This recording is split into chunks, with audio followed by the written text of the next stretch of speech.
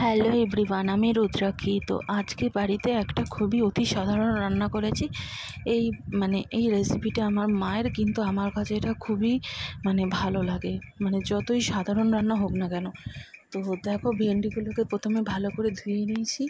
ধুয়ে তারপরে ঠিক এরকমভাবেই কেটেছি, গোটা গোটা ভেন্ডিগুলোকে লম্বাভাবে চিড়ে এরকম গোটাই রেখেছি। আর এখানে 3টে কাঁচা লঙ্কাকেও আমি ঠিক যেভাবে ভেন্ডিটা কেটেছি ওরকমভাবে চিড়ে নিয়েছি। তারপরে কড়াইতে একদমই সামান্য সর্ষের তেল দিয়ে রাঁধুনি হাতের মধ্যে ভালো করে ঘষে এবার কড়াইয়ের তেলের মধ্যে দিয়ে দিলাম।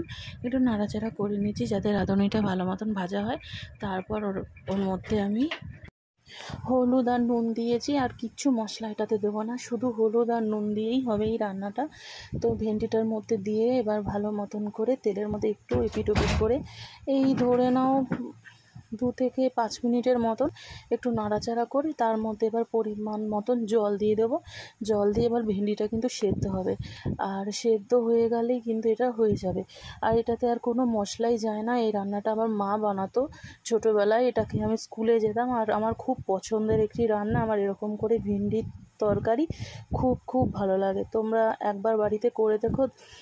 এটা দেখতে যতটা যেরমই লাগুক না কেন, খেতে কিন্তু অসাধারণ লাগে। আর ভালো লাগলে শেয়ার করে দিও। ধন্যবাদ।